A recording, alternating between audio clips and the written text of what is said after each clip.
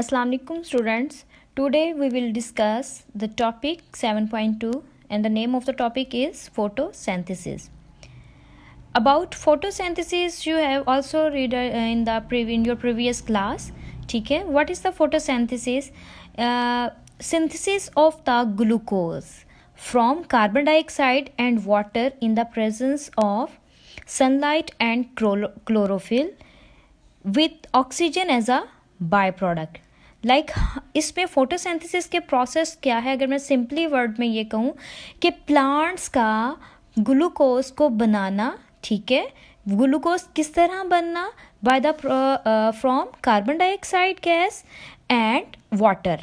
ठीक है, carbon dioxide gas जो कि हम लोग वो प्लांट्स एयर से ऑब्टेन करते हैं और वाटर जो हम लोग प्लांट्स को देते हैं. ठीक है, वो सॉइल के थ्रू वो इनटेक करते हैं in the presence of sunlight, सूरज की रोशनी में. ठीक है, एंड क्लोरोफिल. क्लोरोफिल क्या है बेटा? ये एक पिगमेंट होता है जो कि क्लोरोप्लास्ट के अंदर प्रेजेंट होता है. और अगर ये जो उनको यू कैन से कि वो जो प्लांट्स को ग्रीन कलर जिसकी वजह से होता है वो क्लोरोफिल पिगमेंट की वजह से होता है. ठीक है, अगर कार्बन डाइऑक्साइड, वाटर और सनलाइट होगी तभी प्लांट्स अपनी एक फूड बना सकेंगे. उस फूड का क्या नाम है? Date is the glucose. और उसके साथ साथ ऑक्सीजन को वो एज अ बाय प्रोडक्ट, ठीक है, वो रिलीज करेंगे. क्लियर? डेट मीन्स कि ये दो चीज़ें बनती हैं, ग्लूकोज, ऑक्सीजन. ठीक है, वो किस किस के through? Carbon dioxide, water, sunlight और क्लोरोफिल के थ्रू. ये सारे प्रोसेस को हम लोग क्या कहते हैं? फोटोसिंथेसिस. ठीक है, फोटो अगर आप वर्ड को भी देख रहे हैं, फोटो मीन्स लाइट. ठीक है, लाइट कौन सी? सनलाइट. सिंथेसिस मतलब फॉर्मेशन. सनलाइट की प्रेजेंस में फूड का बनना is known as the photosynthesis. Is it clear? अब उसके बाद उन्होंने कहा है कि जितने भी लाइफ डिपेंडेंट हैं, जितनी भी जो लाइफ्स हैं वो सारी किस पे डिपेंड करती हैं? फोटोसिंथेसिस पे.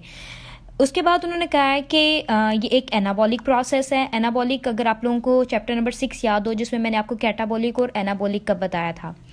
कैटाबॉलिक मैंने आप लोगों को बताया था कि break down of the larger molecules into a smaller.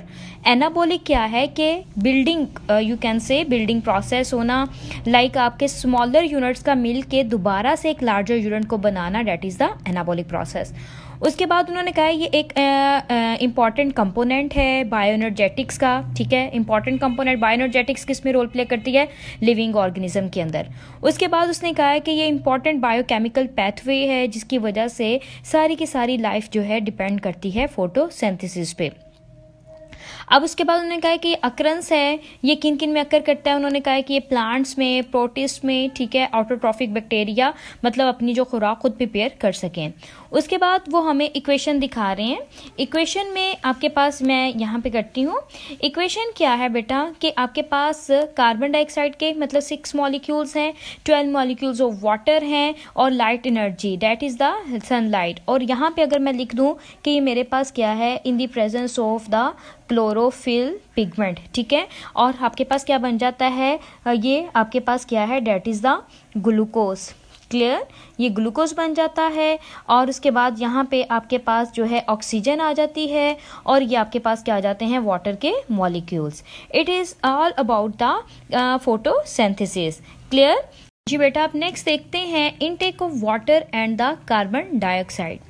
As you know plants में, ठीक है, अब दो चीज़ें अपना मेजर रोल प्ले कर रही हैं. ठीक है, वो क्या है? Water and carbon dioxide.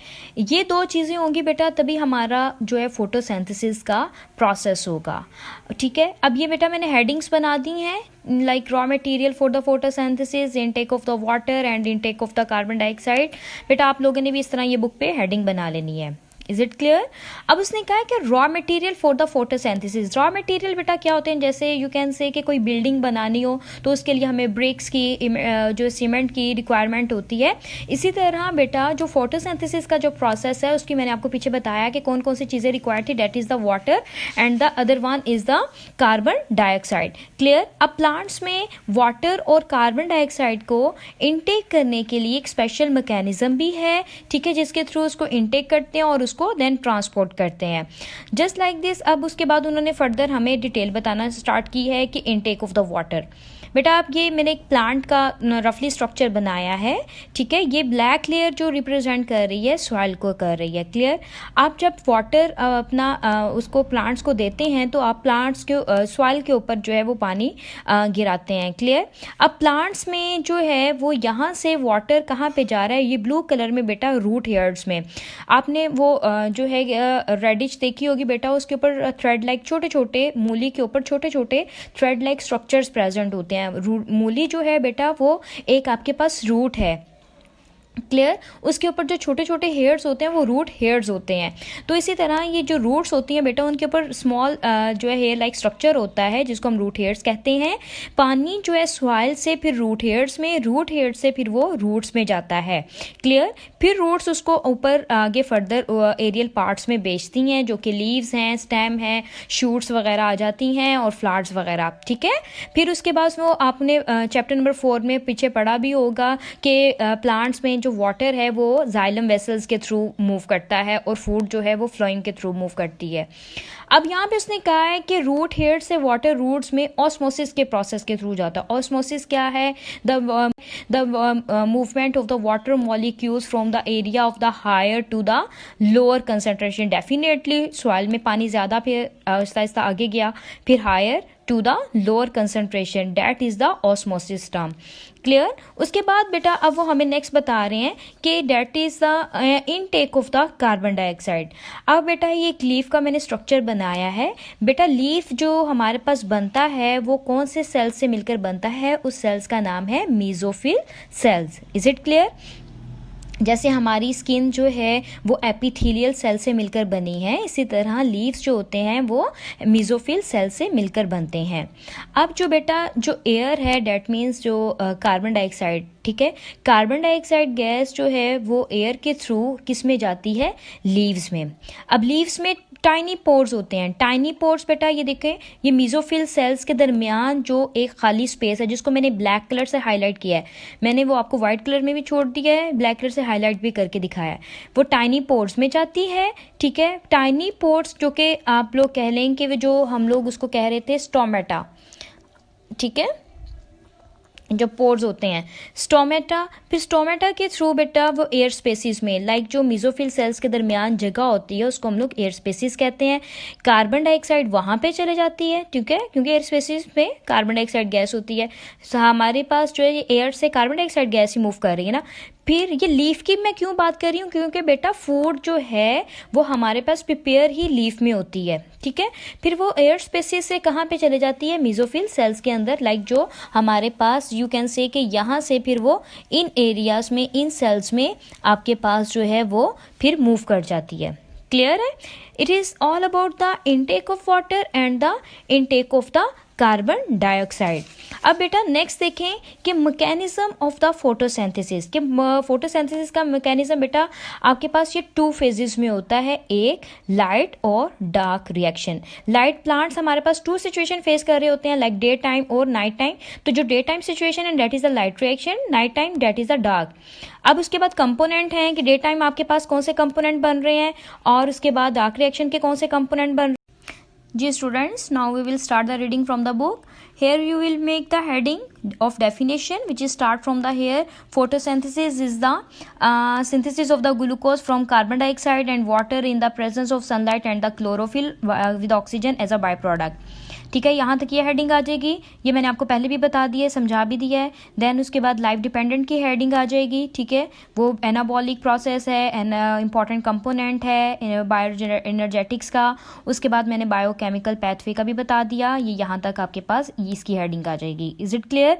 फिर उसके बाद जो है अक्रंस की हेडिंग आ जाएगी कि ये आपके पास जो है प्लांट्स में अकर करता है, कुछ प्रोटिस्ट होते हैं जैसे फंजाई और अल्जे वगैरह, ठीक है। और उसके बाद जो है उसने कहा कि कुछ बैक्टीरिया हैं जो कि ऑटोट्रॉफिक, उनके ये रोल प्ले करती है। देन केमिकल इक्वेशन की ये हेडिंग आ जाएगी, ठीक है। इस पैराग्राफ की ये हेडिंग्स आगे क्लियर हो गई।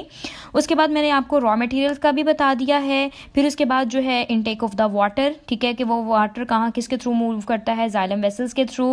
रॉ मटेरियल्स हैं, ये इसकी हेडिंग बन गई। उसके बाद ऑस्मोसिस क्या है, ये मूवमेंट ऑफ द वाटर है from a dilute solution to a concentrated one, ठीक है, थ्रू द मेम्ब्रेन। ये इसकी ऑस्मोसिस की डेफिनेशन आ गई है। उसके बाद देन देखें ये कि intake of the carbon dioxide, वे भी मैंने आपको समझा दिया है कि किस तरह से वो आप लोगों को जो फ्लो शीट मैंने बनवाई थी, ठीक है, लेक्चर में, वो आप दोबारा देख लें कि आप लोग इसमें जो है ये फ्लो शीट बना सकते हैं बेटा, ये वाली, ठीक है, कि एयर है ये, अगर आप इसको अच्छी तरह लर्न कर लेंगे तो बेटा ये आपको पैराग्राफ आपके लिए ईजी हो जाएगा।